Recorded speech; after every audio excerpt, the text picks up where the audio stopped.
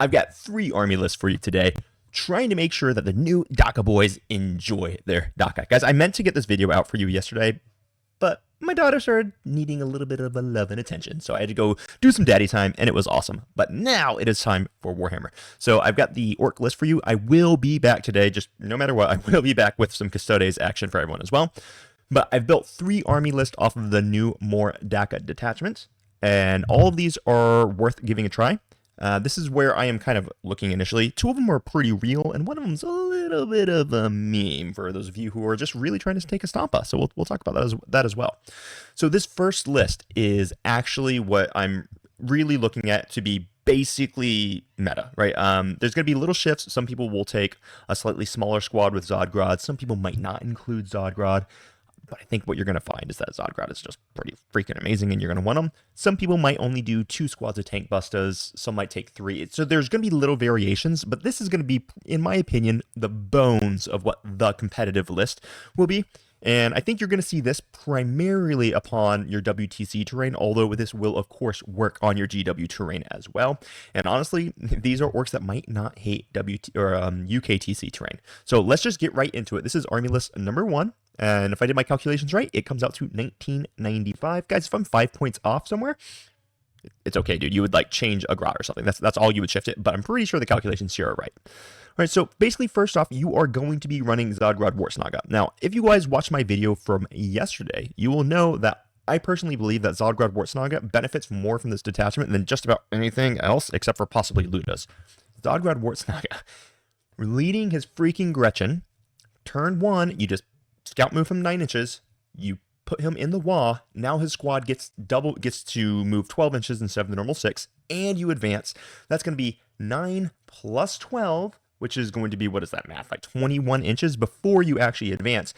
Basically, if your opponent doesn't infiltrate block you, you're going to be able to move block the entire army 100% with this squad turn 1, and you don't even have to waste your wah, because you can spend a command point to put them in the wah. That is brutal. And then you're going to have this huge screen of Gretchen that are all going to be -1 to be wounded, and they're all going to have a 5 up, feel no pain, and it's going to force your opponent to basically not get a turn 1. And that is so damn powerful. Now, there are a few considerations with it, because your opponent can infiltrate you, block you, and there are going to be a lot of armies with these infiltrators, so you have to make sure that you can escape, which is why I have commandos in the list. So let me walk through the list all together, and then I'm going to break some individual pieces down for you. So we got Zodgrod Wartsnaga, we got a Beast Boss, we got a second Beast Boss, we got 3 big mechs with Shock Attack Gun. One of them will have the targeting squig. I don't particularly rate many of the other enhancements. The targeting squig is the one that's going to give his unit +1 to hit. Now, he will be going with one of the units of Luda's, which we'll talk about in a moment. So then after all the characters, you're looking at 2 squads of Beast Naga boys. Each one's going with their respective Beast Boss. Then you're going to have a squad of boys. Now, this is a pick that some people might not include.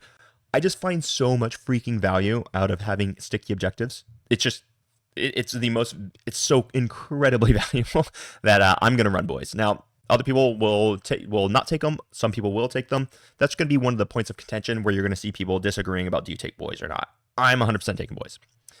Then I'm going to take 3 squads of Gretchen, because I am a Gretchen maxi. I pretty much always take 3 squads of Gretchen in every single list I have. Shout out to Mr. Josh Cowlard. I did an interview with him. He's the #1 orc player in the UKTC, and he's been a staple member of the Happy Corrupt Wargaming Discord from day 1. He's always on our teams in TTS League, so he's a super great guy. I love them. And he's the one who turned me on to taking just 3 squads of Gretchen. We always take one of those squads and we start them in strat reserves, because in turn 2, turn 3, having a massive squad of Gretchen that just screens out an entire table edge, now your opponent can't rapid ingress there, now your opponent can't deep strike there or come in from strat reserves on entire table edge just because you put 11 bodies strung out, is so devastating to your opponent's mobility a lot of times. And then just Gretchen coming into your opponent's deployment deployment zone in round 3 just to get you that sneaky containment is so dang good. And it's only a 40-point unit, so I love having one in strat reserve. Obviously, the big 22-man brick in this case is going to be with Zodgrod. Another point of contention. Sometimes you're going to want him with an 11-man, but a 22-man, when you can water in one, oh man, it just seems so good. All right, so then we got the 3 squads of Gretchen. We got 10 commandos, and we really need the commandos. The commandos are super important here because, like I said earlier, they're what's going to stop you from getting infiltration blocked. And if you don't know what I mean when I say infiltration block, you cannot send a scout move within 9 inches of enemy models. So if your opponent sees that you have this big Zodgrod blob, he's going to put infiltrators exactly 9 inches away from your deployment zone so that you cannot do a scout move turn 1, more or less, right? It's going to stop you from being able to scout anywhere forward. You can, of course, scout backwards.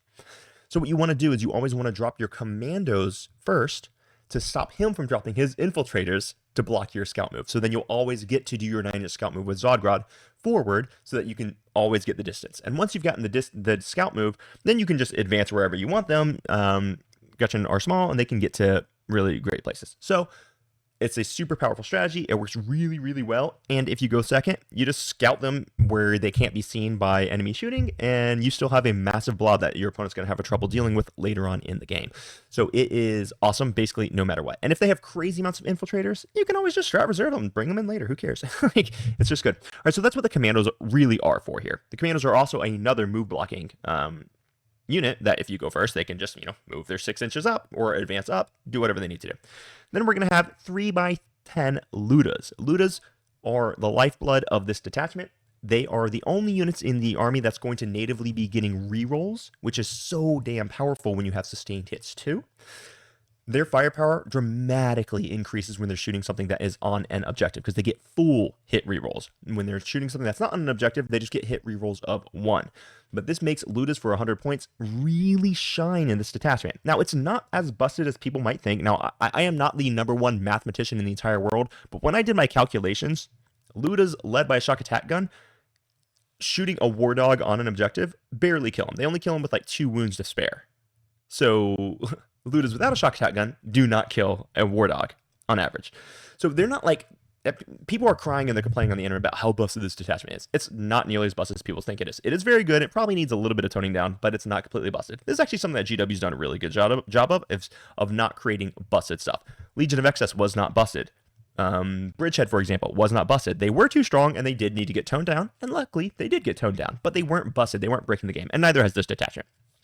So those are 3 squads of Ludas. Now you can choose to take either rocket launches or you can take custom Mega Blasters with the Spannas in those squads. Personally, I take rocket launches. It's who I am. I don't necessarily need my guys blowing themselves up, and I really like the access to the blast because that gives me more opportunity to maximize the amount of shots that's coming out of the squads. Now, one of these Ludas will 100% be having the Big Mech shock attack gun with the targeting squig because I want these Ludas hitting on 5s, but more importantly, I want that shock attack gun hitting on 4s with full hit rerolls, especially when they're going onto the objectives, because it just gets you more hits with shock attack gun, which is really darn powerful. All right, good. Then we're going to go to 3 squads of tank buses. Tank buses got hit with a heavy nerf. Their squig bombs are significantly impacted, and so are their points. So their points went up by 15 points each. They're still pretty dang good. So I'm going to have two of my tank buses inside of a truck. So that truck is just going to be moving around. It's got 2 squads of tank busters that can get out and do whatever they need to do. But 1 squad of tank busters is going to be led by a big mech with shock attack gun. And I'm going to do this because the squad of tank busters really buffs the big mech with shock attack gun, giving it the +1 strength and the +1 AP on the real go turn, and +1 to hit and +1 to wound against monsters and vehicles. So I am going to run him in one of the squads. That squad may or may not start in strat reserves. It really depends on the matchups. I might just heart him in a truck as well and just hop him out turn 1 and do things with him. All right, and then you follow it up with 4 trucks. So this squad is pretty good, or this army, when we count like how many units I have, I've got 4 trucks, 3 tank busters, 3 Ludas, that's 10 squads, 11 for the commandos, 12, 13, 14 for the Gretchen, 15 for the boys, 16, 17 for the 2 Beast Naga squads, which are led by the Beast bosses. That is 17 units in the army. It shoots really hard, it's fast, it's not durable. Everything dies to a swift breeze, but you know what? It's going to be a blast. And something like this is going to be the meta. But like I said, the differences might be, maybe you don't do a 22 Gretchen squad. Maybe you don't take a boy squad. But this is going to be roughly what it is. All right, let's talk about Army List 2. Now, Army List 2 is made more for Games Workshop terrain, specifically. And this list works. What I did is I threw in some, and everyone's going to scream at me because I'm going to say it, Killicans. You like Killicans, I know. But every time I hear that, I read it, I just go, Khan, from, Star Trek. So that's just how I do it, and I'm always going to say Killicans. You can at me in the chat, and I will, probably just mark the little heart sign because I love you. Anyway, so this list also starts with Zogbrad Wartsnaga, and I am still going to run him with the 22 Gretchen. Of course, you can do less. I'm going to have one Beast Boss with the Beast Naga boys. 1 unit of boys, 3 squads of big mechs with shock attack guns, 1 shock attack gun with targeting squig. I will have then the 3 Ludas, 2 units of tank buses, a 6-man of Killikans, and then I'm going to have 2 3-mans of Killikans. And then I'm going to have 3 trucks. So this army basically drops a truck, it drops a squad of Beast Nagas with the Beast Boss, but we get a bunch of Killikan, and it drops one of the tank buses, but we get a bunch of Killikans in here. Killikans, you literal worst Nagas. But the Killikans are super awesome in this detachment. One, they're more durable than Def Dreads because you get a lot more wounds spread out across different models. They hit on 4s natively, which is pretty cool with their rocket launches, and sustained hits are super sick. And you're always taking rocket launches in there. There is an argument for why you might take Grot Blasters on some of them.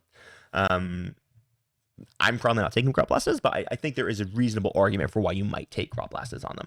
But one of the super cool things about this detachment is you have a stratagem for re-roll wound rolls, which really ups the ante of how hard these Killikans work in melee. It's also the reason why we love Beast Snagga boys with the Beast Boss, because when you get to re-roll wound rolls on the objective, that Beast Boss who has anti-monster vehicle dev wounds, even though he's not getting sustained hits anymore, he's still re-rolling hit rolls against them because of the Beast Snagga special ability against your monsters and vehicles. And now he gets to re-roll the wound rolls trying to get those sweet 4s to get to activate his devastating wounds against monsters and vehicles. So he's actually, the Beast Boss actually probably hits harder in this detachment than he does in the detachments where he gets sustained hits, which is kind of weird, but it's pretty awesome. And you can do the same thing on Killikans. So Killikans are also going to be able to, fish for wounds. It's not like dev wounds, obviously, but they're going to be able to re-roll their wound rolls. You're going to be able to put these guys in the WA in turns when your opponent's not ready for them, which is going to really help with their speed issue. So especially considering in this detachment, they get to advance, shoot, and then charge. It just helps a lot. So that's what I'm doing with this list. It's going to work better on GW. If you're playing WTC, this is going to be harder to do because the Killikans are just freaking slow and their bases are big. And with all the terrain on WTC tables, it's just going to be hard to maneuver them and get them in positions where they actually can shoot. So I really want to maybe get you guys to start thinking about this style list more on GW style terrain. UKTC, maybe I'm just not as familiar with that layout. And then I'm going to give you the third list, and this is the full Stompa.